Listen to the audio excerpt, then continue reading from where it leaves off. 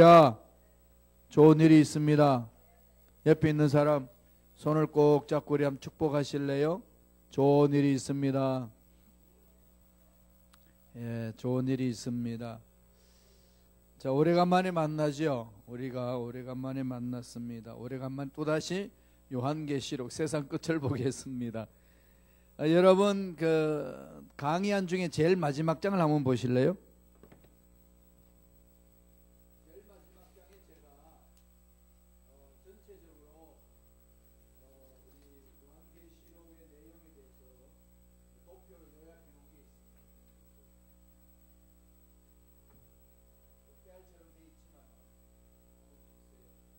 여기 보면 서론, 본론, 결론 요한계시록이 22장으로 이렇게 끝이 납니다. 1장에 이제 예수님의 계시가 있고, 그리고 나서 요한계시록의 7교회에 행한 것이 이제 1장에서 3장까지 나옵니다. 그건 다 배웠죠. 4장과 5장은 그게 뭘까요? 창조주 하나님에 대한 하늘 예배, 5장에는 구원자 예수님에 대한 하나님을 높이는 예배가 있고, 6장부터 16장, 이게 지금 우리가 하고 있는 내용인데, 이것이 바로 심판에 대한 7심판의 내용이죠. 7심판 내용이 뭐였나요? 7인의 심판, 7나팔심판, 7대접심판. 6장에서 7심판, 7심판이 심판 시리즈가 중요한 거죠. 이게 요한계시록에서 푼데 중요합니다. 이것은 6장에서 16장까지 되어 있어요. 16장까지.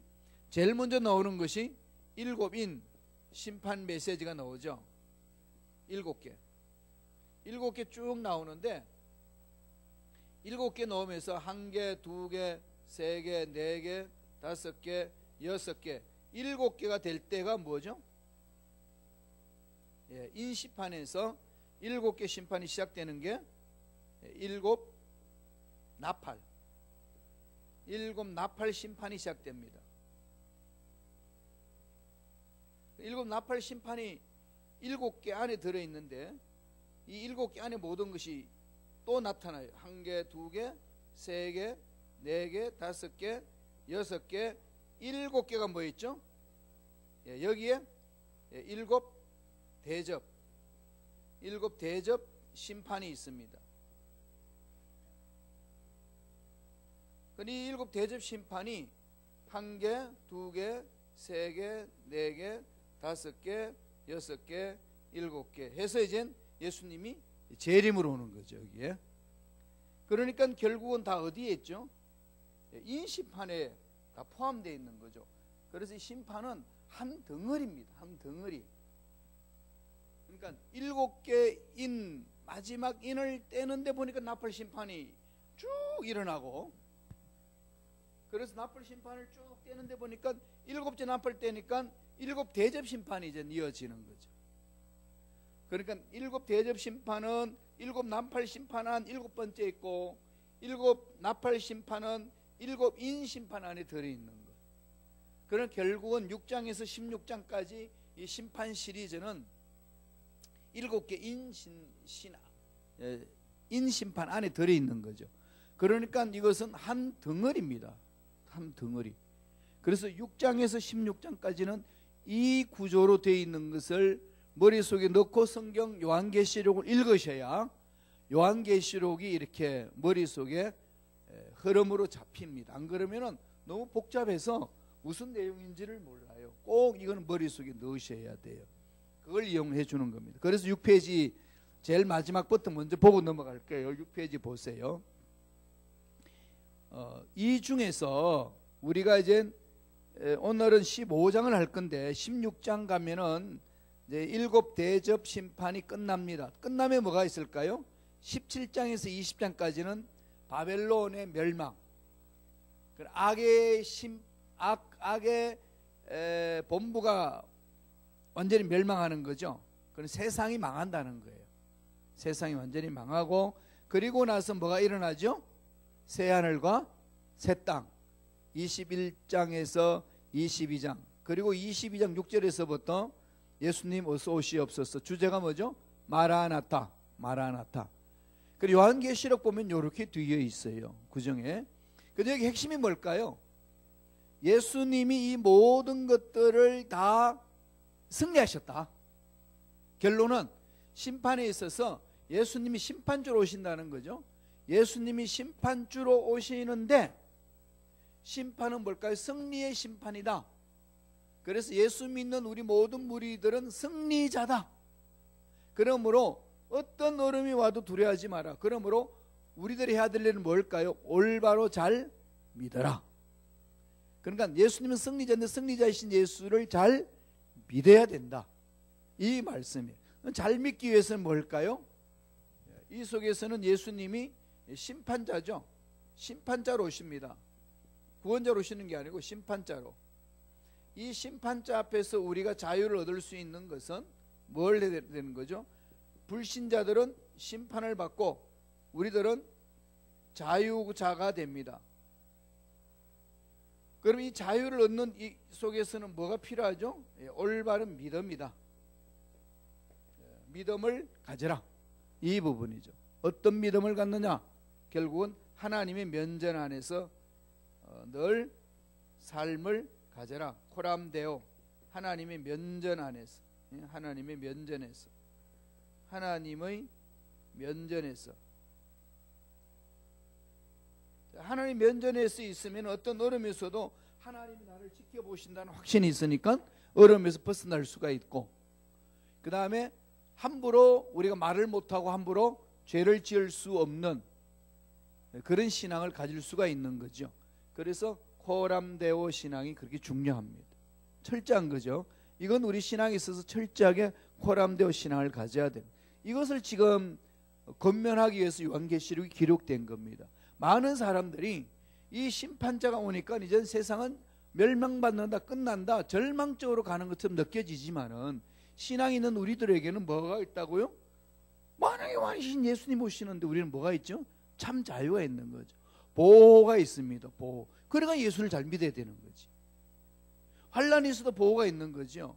느부갓네살 왕 앞에서 신상에 절하지 않으면 다 풀무불에 던지겠다라고 느부갓네살 왕이 공고했는데도 불구하고 다니엘의 세 친구는 안 했습니다. 다니엘과 함께 그 세 친구를 본때를 보이기 위하여서 풀무불 집어넣으려고 그럽니다. 지금이라도 포기하면 안 넣겠다고 그럴 때에 나는 하나님만을 신뢰합니다. 하나님 면전에서 신앙생활을 강조하지요. 그래서 풀무불에 집어던졌습니다. 던졌는데 보니까 네 사람이, 세 사람을 넣는데 네 사람이에요.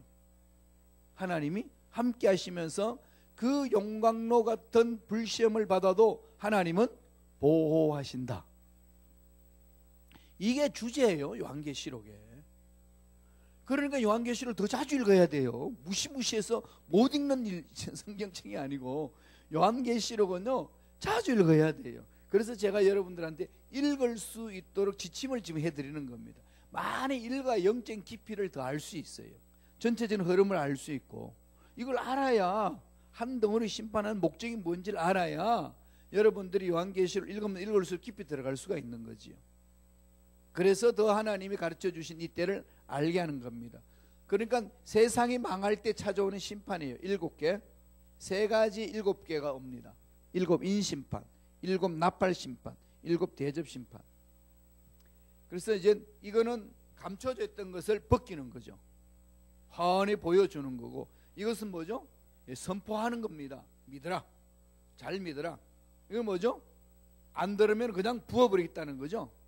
이제 그 내용을 오늘부터 시작합니다. 이 7가지의 심판하는 대접 심판. 무시무시한 거죠, 7개는. 갈수록 더 강해지는 겁니다. 요 구조 속에서 이제 돌아와서 나중에 한 번 더 여러분들이 성경 읽을 때 도표를 보면 1페이지로 돌아올게요.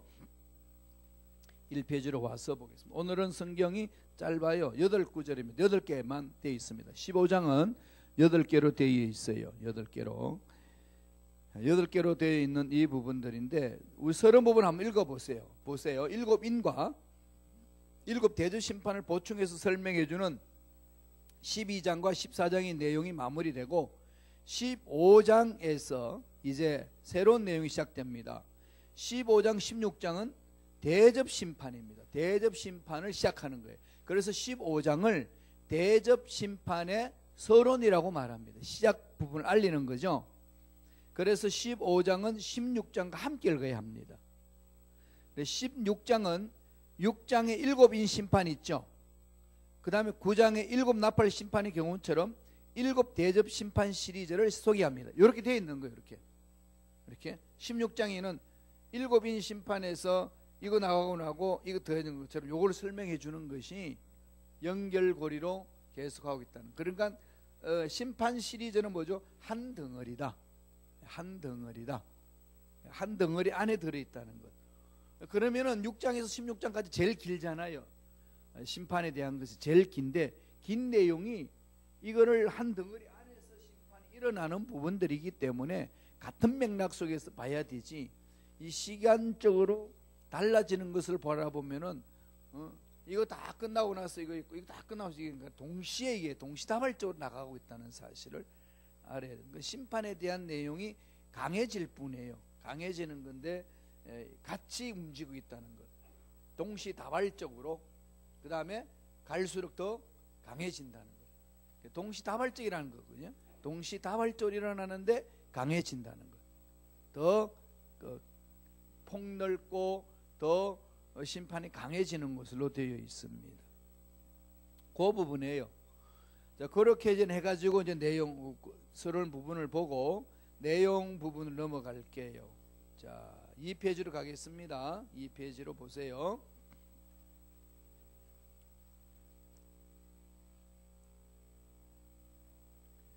자, 15장은 예수 그리스도의 피에 씻어 희게 된 성도들이 하나님의 예비한 곳에서 보호받으며 대환란을 통과한 후에 부르는 승리의 찬가를 다루고 있다. 승리를 선포하는 거죠. 이때 누리는 성도들의 기쁨을 이스라엘 백성들이 출애굽 후 홍해 건너편에서 애굽 군대가 바다에 수정되는 것을 바라보며 느꼈던 그 장면으로 묘사하고 있습니다.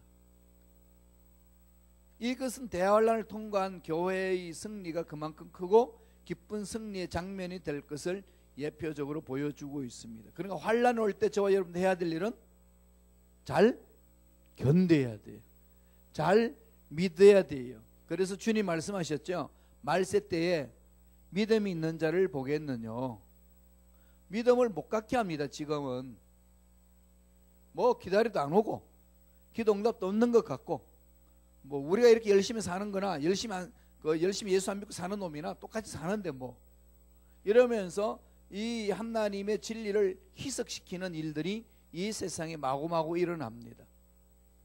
그러다가 보니까 하나님 뜻에 순종하지 못하고 자꾸 세상 방법으로 나가려고 그러는 거죠. 이럴 때 저와 여러분들 해야 될 일은 뭘까요? 말씀에 능력이 있다는 것, 말씀의 약속은 반드시 이루어진다는 것, 이걸 자꾸 사모하는 겁니다. 그래서 참 믿음을 가져라. 이게 계시록에 주는 큰 교훈이라는 사실을 절대로 잊어서는 안 되겠습니다. 자, 그러면서 우리가 한번 다 같이 15장 1절부터 하나씩 읽으면서 살펴보겠습니다. 다 같이 읽습니다. 또 하늘에 크고 이상한 다른 이적을 보매 7 천사가 7 재앙을 가졌으니 곧 마지막 재앙이라 하나님의 진노가 이곳으로 마치리로다. 이제 세상이 끝나는 그 모습을 보여주는 거죠. 바벨론 악의 심판을 여기 뒤에서 이어지겠지만은 그때 이제 주님이 이제 재림하신다는 거죠. 그래 이때가 언제냐? 아무도 몰라요. 하나님만 알고 계시는 거죠. 하나님 역사를 이루실 때 오신다는 겁니다. 자, 그러면은 2절에 보면은 불이 섞인 유리바다가 나옵니다. 이게 무슨 말인지 하나씩 보겠습니다. 자, 15장 2절 다 같이 읽겠습니다. 또 내가 보니 불이 섞인 유리바다 같은 것이 있고 짐승과 그 우상과 그의 이름의 수를 이기고 벗어난 자들이 유리바닷가에 서서 하나님의 검은거를 가지고, 예? 이게 2절에는 그렇게 이야기를 하고 있죠. 여기서 불이 섞인 유리바다 같은 거, 불이 섞였다는 게 뭘까요? 불, 하나님의 심판을 말하는 거죠. 하나님의 심판이 이렇게 내려온다는 겁니다. 유리바다 같다는 것은 유리바다, 투명한 거죠. 그러니까 모든 사람이 보는 앞에서 심판받는 거예요. 심판의 불변성, 변하지 않는 거죠. 심판은 반드시 이루어진다. 짐승은 뭘 말하는 거죠? 적그리스도. 적그리스도. 짐승과 그의 우상과 그의 이름의 수를 이기고 벗어난 자들이, 이 말은 짐승의 666을 받지 아니하고, 짐승의 표를 받지 아니하고 믿음이 지킨 자들이 하나님의 보호를 받고 찬양하는 모습을 그려주는 겁니다. 하나님의 금은고를 가지고, 그러죠. 그래 구속해 놓은 거죠. 그 이름의 수를 이기고 벗어난 자들, 예수 이름으로 승리한 자들이 우리 바다 가운데 심판하는 그 속에서 하나님의 금은고를 가지고 찬양하는 겁니다. 그 찬양의 내용이 뭘까요? 3절이 있어요. 3절 다 같이 읽겠습니다. 하나님의 종 모세의 노래, 어린 양의 노래를 불러 이르되, 주 하나님 곧 전능하신 이시여 하시는 일이 크고 놀라우시도다. 만국의 왕이시여 주의 길이 의롭고 참되시도다. 무슨 노래를 부르죠? 모세의 노래를 부르죠. 어린 양의 노래를 부르죠. 모세의 노래가 어떤 노래였을까요? 출애굽기에 나오죠. 모세의 노래는 홍해를 건너고 나서, 그 홍해 건너고 나는데 이스라엘 백성들을 잡으려고 쫓아온 그 애굽의 정예 부대가 그 홍해 바닷속에 다 수장됩니다. 그걸 보면서 하나님의 위대하심을 찬양하는 노래가 모세의 노래예요. 그게 홍해를 건너고 나서 모세가 하나님께 찬양하는 그 노래입니다. 그는 승리를 노래하는 거죠. 승리를 노래합니다. 이 홍해를 건너는 것에 대해서 신학자들의 이야기가 많습니다. 홍해 건넜다지만 그 홍해는 갈대밭이고 하니까 사람들이 건널 수 있는 바다다, 무릎팍밖에 오지 않는 거였다, 막 이러니까 건넜다. 그런데 그렇게 막 강조를 하는데, 그래서 그걸 어떻게 또 말했죠? 그러니까 기적이다 그랬어요. 왜? 그 물에 애국 병사들 다 빠져 죽었으니까. 그죠? 그게 기적이잖아요. 이래도 기적이, 저래도 기적이라니까. 세상 사람들이 그 짓을 해요. 홍해가 쫙 갈라져서 건넜다고 그랬더니, 뭘 갈라져? 홍해는 얕은 바다여서, 그래서 사람들이 다 무릎팍으로 건너갈 수 있는 깊이밖에 안 됐어. 다 건너왔는데 그 병선을 다 빠져 죽어. 대단하죠, 그죠? 그러니까 인간들이 머리를 백날 떠들어도 하나님이 하신 것을 어떻게 막을 수 있겠습니까? 하나님의 역사는 그렇게 일어나는 거죠. 그래서 그걸 보고 하나님, 모세가 지금 찬양을 하는 겁니다. 이것처럼 예수님의 이름으로 승리한, 믿음으로 승리해서 참 자유를 누린 자들이 찬양하는 거죠. 그러니까 환난 중에도요, 우리는 보호를 받는다니까요. 하나님 믿는 백성들은 그런 환난을 두려워할 이유가 하나도 없다. 무슨 문제든지 와도 믿음으로 그냥 차고 나가면은 하나님 이 모양 저 모양으로 먹이고 살리신다니까요. 그걸 체험하는 거죠. 그래서 4절 한번 읽어보죠. 4절 다 같이 읽습니다. 주여 영화롭게 하지 아니하오리까 오직 주만이 거룩하시니이다.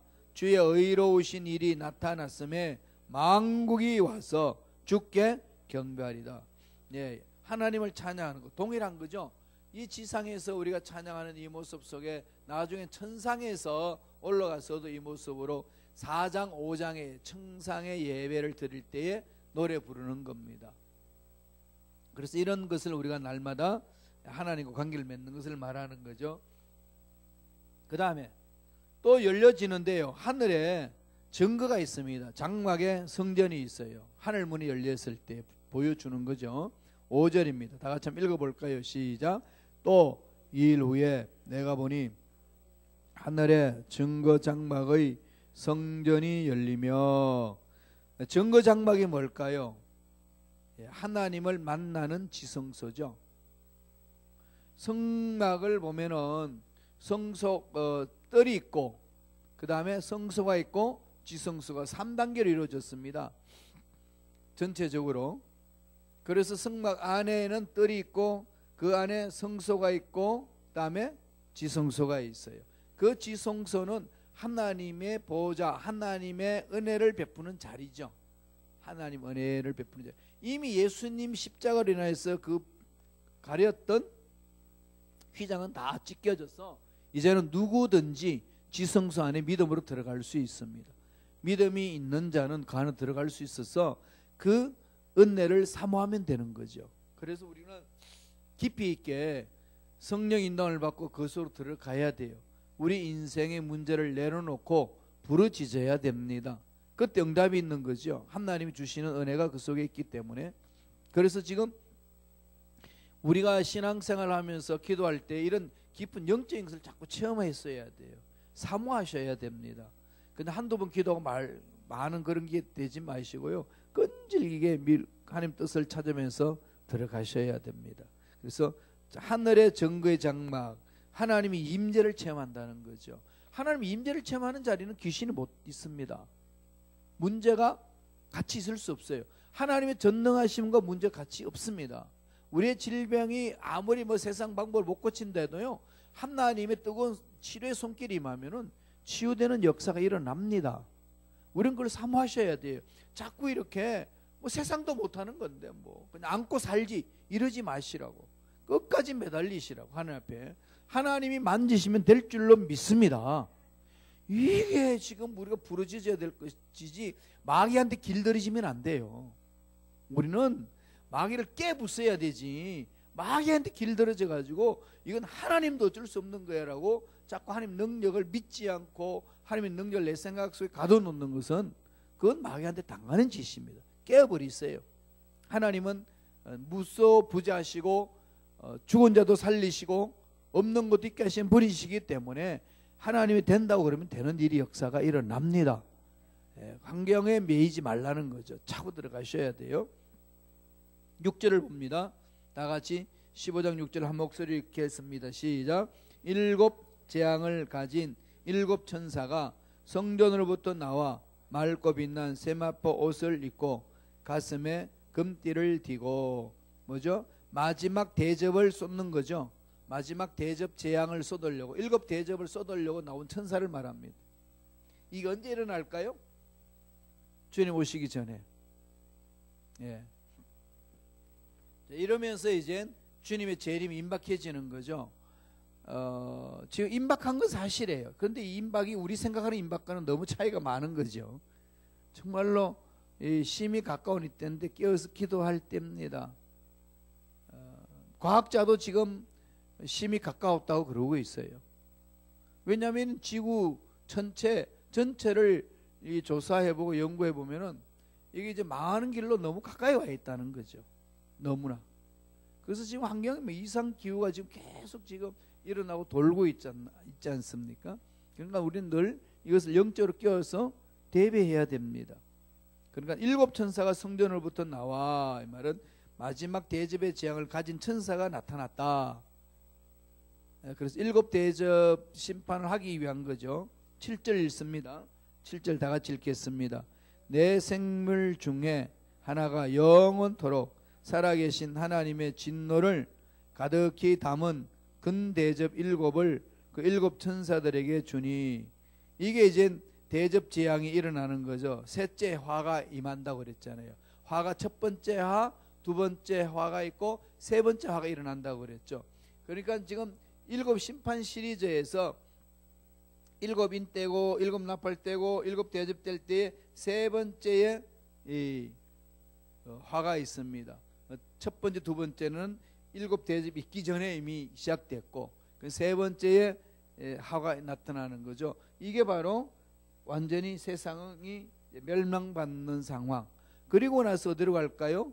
바벨론, 이 악의 무리들이 있는 본산지를 하나님이 심판하는 장면이 17장에서부터 이제 일어나기 시작합니다. 이 부분들이 대접 재앙을 셋째 화라는 것, 하나님의 진노는 세 번째. 지금 요한계시록에서 첫 번째 화가 있고 두 번째 화가 있고 세 번째 화가 있잖아요. 진노가 있습니다. 이게 이제 무시무시하게 이 세상에게 진노를 향하는 하나님의 심판을 말하는 겁니다. 이게 끝을 이제 나가는 거죠. 예수님 오심을 기다리는 그 모습으로 나타나는 겁니다. 자, 그런 다음에 8절 마지막으로 볼까요? 다 같이 한 목소리로 천천히 읽습니다. 하나님의 영광과 능력으로 말미암아 성전의 연기가 가득 차매 일곱 천사의 일곱 재앙이 마치기까지는 성전에 능히 들어갈 자가 없더라.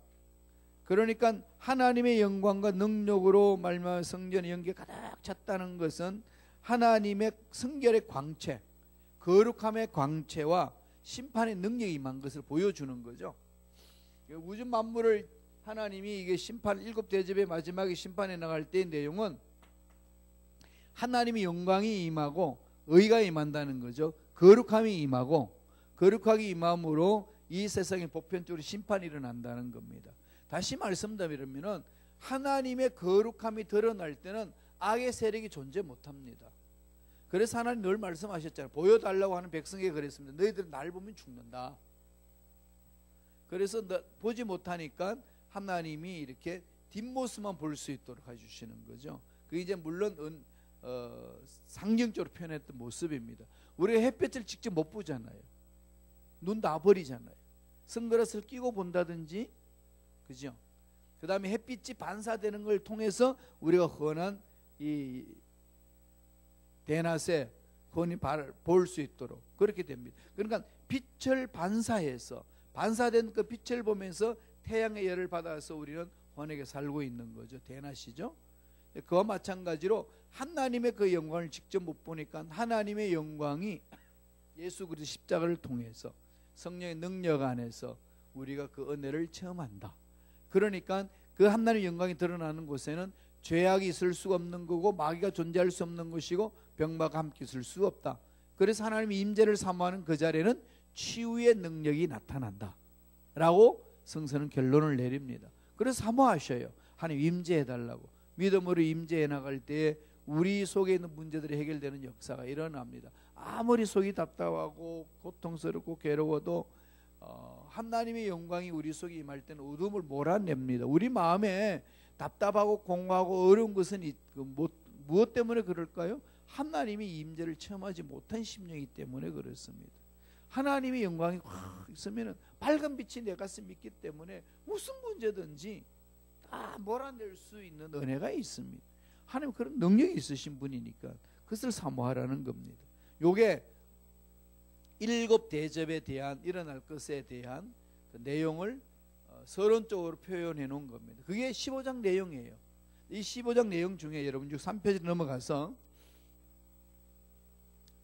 이 세 가지 난해 구절이 있습니다. 이해하기 어려운 난해 구절이 있는 거죠. 제일 먼저 15장 2절을 보겠습니다. 불. 이 불이 뭐냐는 거지. 불. 자, 15장 2절 다 같이 한 목소리 읽어볼까요? 3페이지 넘어가서 읽습니다.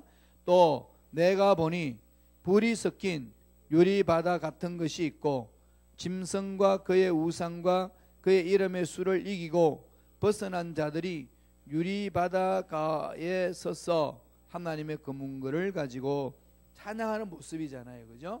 찬양하는 모습인데 거기에 불이 섞인 것은 불. 이 불이 무엇일까요? 하나님의 불타는 사랑인가? 아니면 성령의 역사를 의미하는가? 아니면 의의 불꽃을 의미하는가? 아니면 심판을 의미하는가? 뭘 것 같아요? 예, 심판을 의미하는 거예요. 이것은 마지막 재앙에 섞여서 나타나게 불을 상징하는 것은 공의로운 하나님이 심판하신다. 불로 심판한다. 공의로운 하나님께서 불로 심판한다. 예, 불에 대한 것은 세 가지 의미가 있지 않습니까? 그죠? 불은 우리를 뜨겁게 하는 게 있고 또 하나는 뭐죠? 죄를 다 태워버리는 게 있고 세 번째는 뭐가 있죠? 심판하는 것을 말합니다. 죄를 태워버리고 우리를 아주 그냥 뜨겁게 만들어서 역동적으로 움직이게 하고 그 다음에 흑암의 세력들을 다 멸해버리는 불.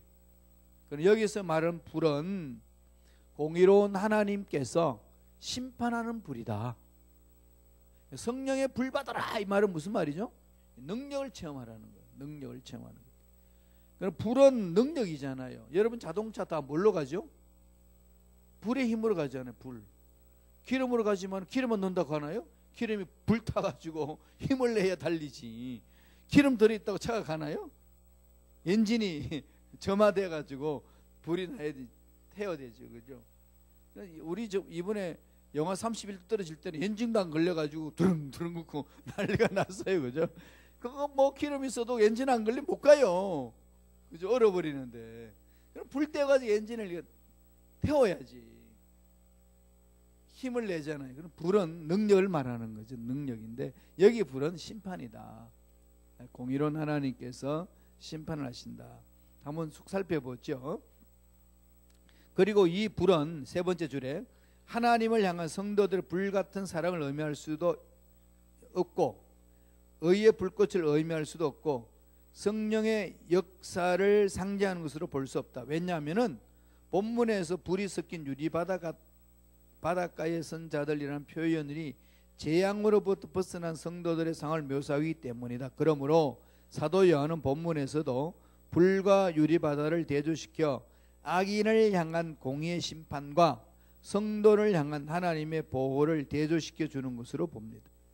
불이 섞인 곳에는 불신자들과 배도자들이 형벌을 받는다면 유리바닷가에서는 예수 그리스도 안에서 부르심을 입고 빼내심을 얻고 진실한 자들이 승리의 노래를 부르는 것으로 대조시켜 주고 있습니다. 이게 우리는 고난 있고 힘들 때에 하나님이 보호하신다는 믿음으로 살아갈 수가 있는 거죠. 그래서 4페이지로 한번 가보세요. 4페이지로 가게 되면은 불의 상징적인 의미와 요한계시록에 나타난 증거로 대비시켜 놨습니다. 자, 불의 상징적인 의미는 죄를 감찰하신 하나님. 요한계시록에 나타난 증거가 1장, 2장, 3장, 4장, 10장, 19장이 있어요. 그 내용이 있고 심판을 의미하시는 심판을 하신 하나님에 대해서는 8장, 11장, 14장, 16장, 19장, 20장 이렇게 되어 있습니다. 그게 이제 요한계시록에 증거를 나타나고 있어요. 그 다음에 하나님을 모방한 사탄의 무리도 있어요. 이게 9장과 13장과 17장에 있습니다. 9장 17절 18절 13장 13절 17장 16절 요 세 군데는 사탄의 무리들이 불을 모방하는 거예요. 하나님의 능력으로. 이런 걸 잘 우리는 분별을 해야 됩니다. 이걸 분별하지 못하면은 그저 그냥 사탄의 불인지 하나님이 우리에게 주시는 능력의 불인지 의의 불인지 심판의 불인지를 구분할 수 없다는 겁니다. 그건 영적으로 깨어 있어야 되는 거죠. 그래서 여기 불이 섞인이라는 표현이 있죠. 그 밑에서 보면은 불이 섞인 이 표현은 불의한 자를 향한 하나님의 진노의 형벌로 보는 것이 무난합니다. 진노. 왜냐하면 본서의 목적이 하나님의 피로 값주고 사신 교회의 승리와 그 반대편에 있는 사탄의 세력이 받을 형벌을 대조시키고 성도들에게 위로를 주기 위함이기 때문에 그렇습니다. 늘 강조해서 말씀드리지만 요한계시록은 우리를 떨게 하기 위해서만 주시는 말씀이 아니라 환난 중에서 승리할 수 있다는 믿음을 불어넣어줘서 성도들로 하여금 위로를 받게 하시는 거예요. 힘들고 그러면 요한계시록 읽으시면 힘이 나요. 하나님은 승리자로서 우리 함께 하신다. 이게 믿음이 우리 속에 일어나기 때문에 그렇습니다. 그 다음에 유리바다. 자, 유리바다가 뭔지 2절에서 4절 한 번 더 읽어보고 한번 묵상하고 풀어보겠습니다. 다 같이 읽습니다. 또 내가 보니 불이 섞인 유리바다 같은 것이 있고 짐승과 그의 우상과 그의 이름의 수를 이기고 벗어난 자들이 유리바다 가에 서서 하나님의 검은거를 가지고 하나님의 종 모세의 노래 어린 양의 노래를 불러 이르되 주 하나님 곧 전능하신 이시여 하시는 일이 크고 놀라우시도다. 만국의 왕이시여 주의 길이 의롭고 참되시도다. 주여 누가 주의 이름을 두려워하지 아니하며 영화롭게 하지 아니하리오리까. 오직 주만 거룩하시니이다. 주의 의로우신 일이 나타났음에 만국이 와서 주께 경배하리이다 하더라. 하나님의 종 모세의 노래, 하나님의 종 모세의 노래, 어린 양의 노래, 이 되어 있는 부분은 뭐죠? 승리자의 노래라는 거죠. 승리자의 노래, 승리자의 노래, 승리자의 노래, 모세의 노래, 어린 양의 노래, 승리자의 노래다 라고 이야기를 하는 겁니다. 그러면은 불이 섞인 유리바다, 유리바다, 이게 무엇을 상징하느냐는 거죠. 천상에 있는 하늘 보좌를 의미할까? 아니면 지상에서 일어날 예비체의 성격일까? 유리바다가 뭘까? 이게 좀 어려운 부분이죠. 유리바다. 불은 우리 이해해서요, 하나님의 심판의 불이었다. 그럼 유리바다는, 자, 봅시다.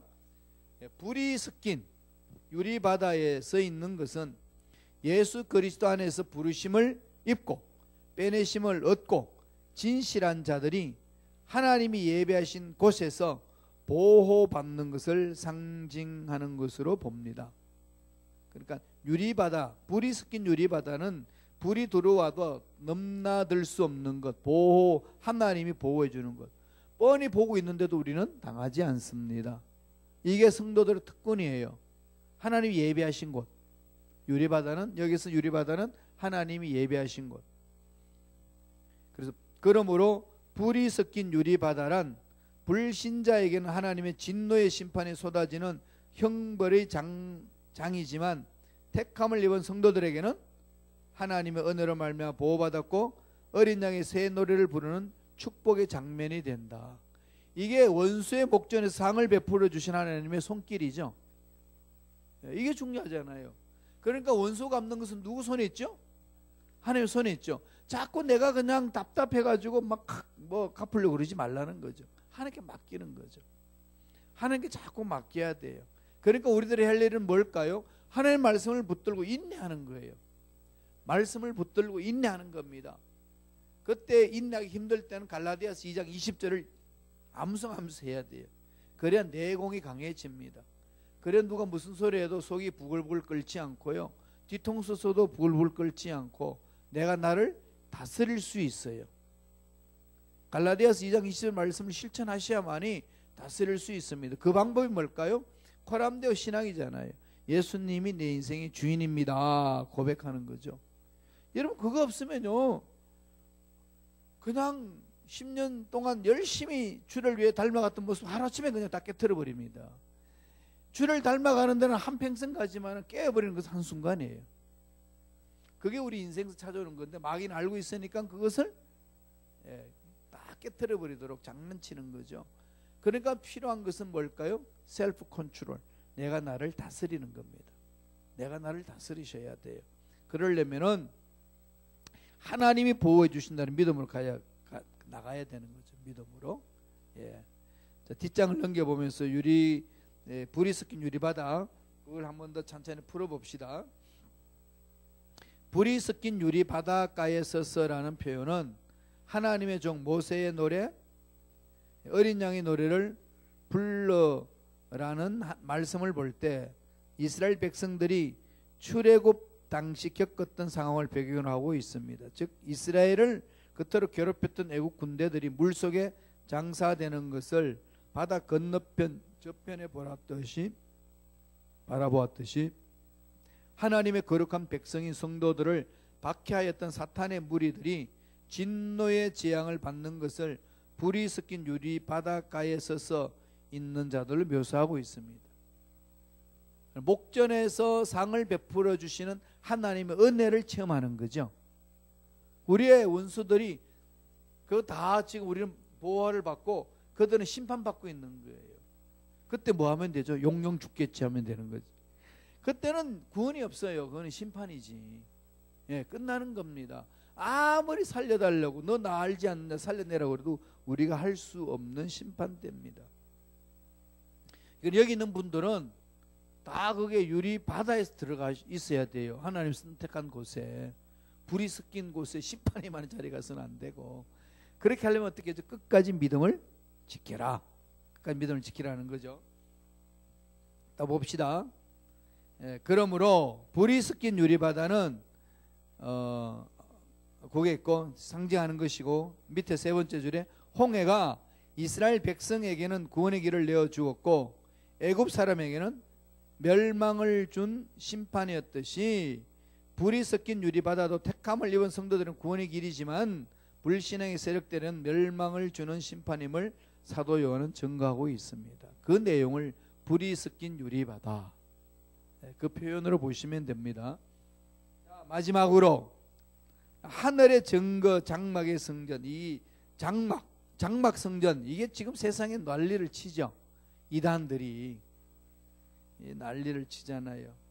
그래서 이만희도 지성 신천지가 원래 뜻이 뭐죠? 새로운 신이잖아요. 뉴, 천 뭐죠? 새 하늘, 새 땅.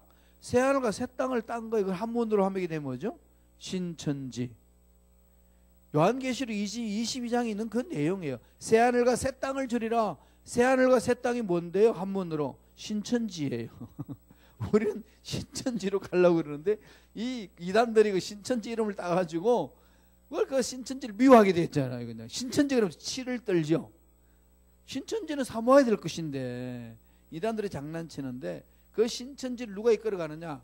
그 이만희가 이끌어가요. 이만희라는 교주인데요. 이만희. 이 늙은 할배예요. 늙은 할배인데 곧 죽을 날이 얼마 있지 않은데, 그 이만희 할배를 성령으로 봐요. 보혜사 성령. 근데 큰일 났어. 그 인간 죽으면 어떡하죠? 보혜사 성령도 죽어. 이런데 끌려가요. 그렇게. 그들은 누구를 위해서 전도하느냐? 불신자를 전도하지 않고 꼭 예수 믿는 사람 와가지고 잘못하고 있다고, 교회에 그냥 잘못된 것들만 자꾸 뒤적어가지고 여기 들어오라고 그러는데, 더 잘못된 건 누가 더 잘못됐죠? 이만희. 지가 무슨 성령이야. 죽어 없어질 인간인데. 그러면서 그 신천지 권리 영적으로 한번 넘어가면은요, 이게 마음이 삐뚤어지면은 못 돌이키는 거죠. 그래서 조심해야 돼요. 성경 공부를 다른 데서 하면 안 돼요. 사람들 참 묘하죠. 교회에서 성경 공부하자 그러면 안 오는데, 우리 집에 모여 성경 공부하자 그러면은 잘 가르치는 사람이 있다는 거 솔깃해가 가. 그러고 빠지는 거예요. 그냥 그렇게. 성경 공부를 아무 데 가서 하면 안 됩니다. 꼭 명심하세요. 누가 가르치는지, 그 성경 공부하는 곳이 어떤 곳인지 딱 보고 다니셔야 돼요. 그래서 자기들이 장막에 들어오라고 그러잖아요. 자, 그럼 오늘 여기서 말하는 하늘의 증거 장막의 성전이 뭔지를 보죠. 자, 15장 5절에서 8절에 있는 내용, 5절이 핵심입니다만 5절에서 8절까지 한 번 더 읽겠습니다.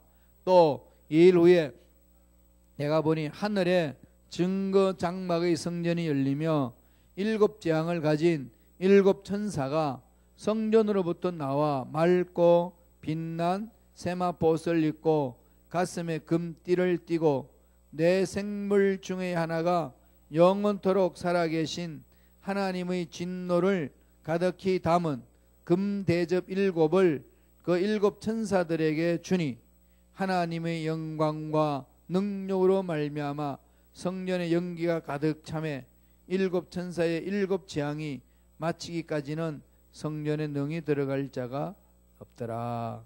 새 예루살렘을 하나님이 준비하고 계시는 거죠. 그게 이제 신천지인데, 이 신천지 인간들이 다 망쳐놨어요. 그래서 우리는 신천지 말을 안 쓰고 새하늘과 새 땅을 씁니다. 풀어서 써요. 새하늘과 새 땅으로. 요새 술도 그렇게 풀어서 쓰더만요. 옛날에 소주가 뭔지 아나요? 진로. 진로가 요새 무슨 말로 쓰죠? 참 진짜로 이슬 놓자. 참이슬. 그런 요새는 참이슬 먹는데 인간들이 정신이 해롱해롱해요. 참이슬이라고 그렇게 하고. 참이슬. 처음에 독일에 한국에 와서 보니까 참이슬 그러길래, 참이슬이 뭐냐? 이슬 중에 정말로 이슬인데, 그러면 이슬 중에 이슬을 마시면 시원해야 되는데 정신이 이렇게 해롱해롱한데, 알고 보니까 진로술을 참이슬로 바꿔놨어요. 그걸 왜 또 찾아? 진로가 없어진 게 아니고 진로를요 참이슬로 바꿨습니다. 내가 술을 선전하네. 신천지는 그게예요. 새하늘과 새 땅을 한문으로 표현하는 겁니다. 그죠? 악한 영들이요 하늘날에 좋은 것들을 다 방해놨어요. 그리고 신천지 그러면 다 치를 뜨는데 그게 원래는 이게 뉴 헤븐이잖아요. 그죠? 뉴 얼스. 이 부분인데 새하늘과 새 땅을 싫어하면 안 되지. 사모해야지. 사실은 신천지를 사모해야 되는데 이 이단들 때문에 신천지 말을 못해요. 새하늘과 새 땅을 하나님이 주십니다. 그러는 거죠. 자, 그러면은 하늘에 증거 장막에 성전이 열렸다. 이게 무슨 말이냐는 거죠. 자, 보죠. 성전에 가득한 연기는 무엇을 상징하는지, 하나님의 신성한 존엄성을 상징하는가, 아니면 그의 신성함에 접근할 수 없음을 상징하는가, 아니면 하나님의 진노를 상징하는가, 아니면 심판의 속성으로 이해할 수 없음을 상징하는가. 뭘까요?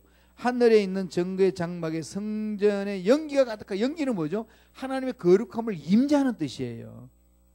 그러니까 영광 중에 계시는 하나님의 임재를 알리는 것을 말하는 거예요. 하나님이 임재하신다는 거예요. 구름이 또 연기가 빽빽이 임했다. 하나님의 거룩한 하나님의 은혜가 임한다, 이 말이거든요. 그래서 요한계시록에서는 인간의 언어로 묘사할 수 없을 정도로 하나님의 거룩하신 임재를 뭘로 표현하죠?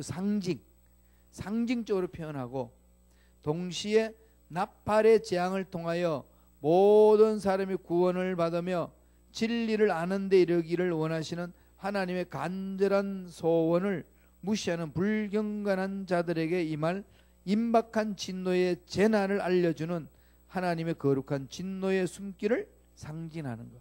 하나님이 임재를 상징한다는 것은 아까도 말씀드렸듯이 구원받은 자를 보호하는 것이, 또 한편은 뭐죠? 악의 무리들을 멸한다는 거죠. 그러니까 예수님이 해당에 들어가서 말씀을 전할 때에 해당에 귀신 들린 자리 발악을 하면서 뛰어나갔습니다. 그러나 그 당시 해당의 유대인들이 예배드리는 곳에 귀신 들린 자가 있었던 거죠. 못 쫓아내는 겁니다. 하나님의 영적 임재가 있는 걸 체험하지 못하니까 그럼 귀신하고 같이 예배드리는 거지. 말이 안 되는 거죠. 그래서 정말 하나님의 능력 임재가 있으면은요 귀신은 쫓겨나가요. 그럼 그걸 자꾸 사모하셔야 돼요. 몸이 아프고요 문제가 있으면은요 하나님의 능력을 간절히 사모하셔야 됩니다. 뭐 어제는 오늘의 영혼처럼 내 문제는 안 해결 안 돼, 이런 생각에 빠져 있지 말고, 하나님은 날마다 새로우신 분이에요. 어제 안 되었어 오늘은 될 수 있습니다. 그걸 사모하셔야 된다고. 하나님의 신실하심은 날마다 새롭도다. 아침 눈 뜨자마자 오늘도 새로운 은혜를 주실 줄로 믿습니다. 성전 올 때마다 새로운 은혜를 주실 줄로 믿습니다. 새벽 예배 올 때마다 새로운 은혜를 주실 줄로 믿습니다. 날마다 새로우시니까요. 그럼 모일 때마다 새로운 은혜를 사모하는 거죠. 이게 하나님의 은혜를 사모하는 자의 자세입니다. 이런 자를 하나님 찾고 계시는 거거든요. 그래서 간절한 하나님의 임재를 사모하셔야 됩니다. 또다시 아울러 밑에서 세 번째 줄에 있습니다. 아울러 일곱 천사의 일곱 재앙이 마치기까지는 성전에 능히 들어갈 자는 없더라 라는 말씀은 하나님의 주권과 거룩하신 소원을 외면하는 불경건한 자들을 향한 진노의 재앙을 쏟기 전에는 수정되는 천사랄지라도 성전에 들어오는 일이 금해진 것을 암시하는 것. 그게 무슨 말일까요? 이미 새로운 성전은 거룩한 자만 들어갈 수 있다는 것. 모든 죄악들이 다 멸해진다는 거죠. 하나님이 정리해 주신다는 겁니다. 이 정리가 되면 이제 새로운 역사가 일어나는 거죠. 그럼 그러한 악의 무리 속에 우리는 섞이지 않기 위해서는 뭘 지켜야 되죠? 늘 하나님 면전에서 남들이 어떻게 보든, 그들이 어떻게 신앙생활 하든, 우리가 그들이 올바른 신앙생활 할 수 있도록 겉면은 줄 수 있을는지 모르지만 그들을 따라다녀서는 안 됩니다. 그러니까 여러분들이 봉사 열심히 하시는 분들이 흔들리지 마세요. 열심히 하다가 보면은 막 화가 날 때 있잖아요. 화나죠? 그냥 지어받고 뭐 쓸데없는 말들을 하면서 괴롭히니까. 그럴 때에 똑같이 싸우면 안 돼요. 그리고 뭐 또 봉사는 안 하고 뭐 반질반질한 인간들 있잖아요. 그냥 속을 다 뒤집어 놓는 사람들, 그죠? 그런 사람 보면은 저 인간은 봉사, 나만 봉사 헌신하는 것 같으니까 이게 부하가 나는 거죠. 그럴 때 조심하세요. 하나님 면전에서 내 신앙을 지키리라. 뺏겨서는 안 돼요. 사람 때문에 내 신앙 빼앗겨도 안 되고요. 문제 때문에 빼앗겨도 안 되고요. 나를 괴롭히는 그 사람 때문에 하나님 주신 믿음을 빼앗겨서도 안 됩니다. 마귀는 이걸 자꾸 빼앗아내려고 그래요. 근데 우리는 자꾸 그게 그러지 않으리라. 지금 여기서는 결단하죠, 다들. 그러지 않으리라. 그런데 그 상황에 가면은 나도 모르게 화가 퍽 터지는 거죠, 그냥. 약발 받지 말아야지, 그죠? 예. 그래서 그럴 때마다 제가 알려드린 것처럼 갈라디아서 2장 20절을 자꾸 암송하세요. 나는 그리스도와 십자가에 못 박혀 죽었다. 죽은 자는 말이 없다.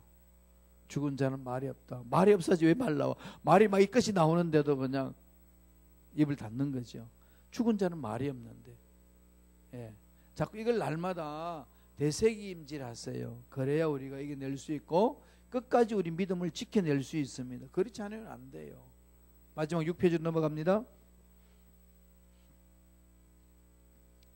따라서 이 말씀들을 통하여 대접의 재앙들이 쏟아질 이 땅의 모든 것이 얼마나 가증하고 불경하는 것인가를 알 수 있습니다. 기억하세요. 우리가 세상 살기 위해서 돈이 필요해요. 건강 필요합니다. 그러나 그것이 영원하진 않다는 것. 이걸 꼭 마음판에 새기세요. 그래서 이겨낼 수 있는 힘을 달라고 기도해야 됩니다. 이걸 이겨낼 힘이 없으면 끌려다니고 엉뚱한 것에 마음을 두기 쉽습니다. 그래서 이겨낼 수 있는 힘을 달라고, 하나님 이겨내게 해달라고. 그러므로 이 말씀을 통해 하나님이 임재하시는 성막, 성전, 교회는 하늘에 있는 거룩한 성전의 모형인 동시에 하나님의 거룩한 영광과 능력 위에 세워진 것이기에 음부의 권세가 이기지 못하리라. 그렇게 되는 거죠. 성전의 역사가, 하늘의 성전, 자, 이 하늘의 성전을 보면은 제일 먼저 뭘로 시작됐죠? 성막. 출애굽 시대 때 성막으로 했죠. 하나님 여기 임재하시겠다고.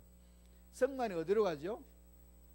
예루살렘의 솔로몬의 성전으로 만들어진 거죠. 이 성전이 예루살렘 성전이에요. 예루살렘 성전이 망해서 없어졌습니다. 그러고 나서 예수님이 오셔서 성전이 어떻게 해서 예수 그리스도가 성전이죠. 근데 예수 그리스도가 부활하셨고 성천하셨어요. 그럼 성전이 어디로 갔나요? 우리. 결국은 이게 교회 공동체인데, 교회 공동체. 이게 예수 믿는 믿음. 내 안에 있는 거죠. 나죠, 나. 예수 믿는 내가 모인 것이 교회 공동체예요. 그럼 에클레시아, 이 말은 세상으로부터 부름을 받은 자들. 여기는 교회가 모여서 예배드리는 예배당이지. 그러니까 순복음 시카고 교회 예배당이지. 그 예배당 안에 순복음 교회가 있어요. 누구? 예수 믿는 무리들이. 교회란 말을 대니까 어떤 지역적이고 건물적인 의미를 알고 있는데 그게 아니에요. 교회는 예수 믿는 무리들. 그래서 오늘날 커뮤니티를 많이 써요. 처치라는 말 대신에 커뮤니티, 사랑 커뮤니티, 윌로 크릭 커뮤니티. 그렇게 커뮤니티를 쓰는 것은 예수 믿는 무리들 이렇게 말하는 거예요. 처치라는 말을 잘 안 씁니다. 그게 너무 의미가 좀 이렇게 잘못 전이돼 가지고, 그래서 커뮤니티를 많이 쓰는 건데, 원래 교회라는 말은 하나님이 십자가로 인하여서 구원받은 자로 불러낸 자리, 거기가 예수 믿는 사람들이 모여있는 공동체가 교회, 처치라는 말로 씁니다. 그러니까 커뮤니티란 말인 거죠. 크리스찬 커뮤니티, is church. 그렇게 나오는 거죠. 처치는 커뮤니티 person, 사람을 말하는 것이 빌딩이 아니라는 것.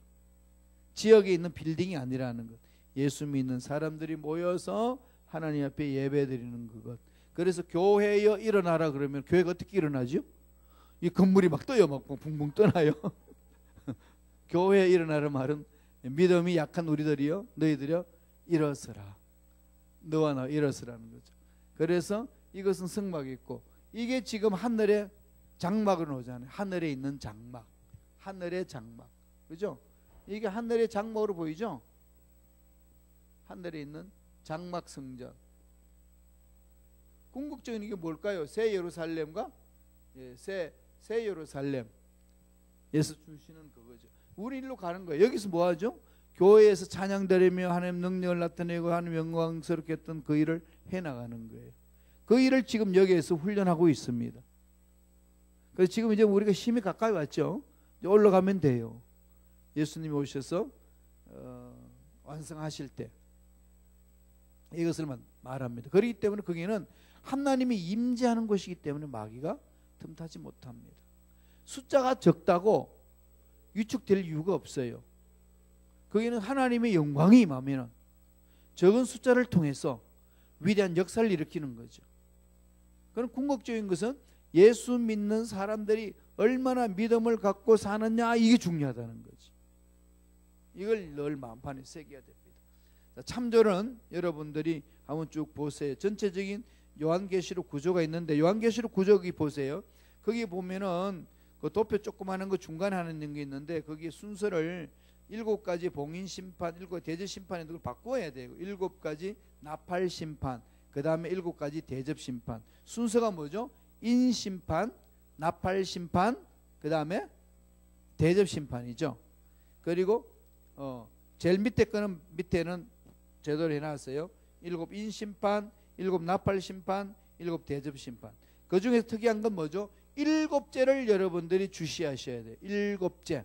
7인을 뗄 때에 7 나팔 재앙이 시작되고, 7 나팔 7제 뗄 때에 7 대접 재앙이 되는데, 7 나팔 재앙과 7 대접의 재앙은 다 7인 재앙 안에 들어있는 겁니다.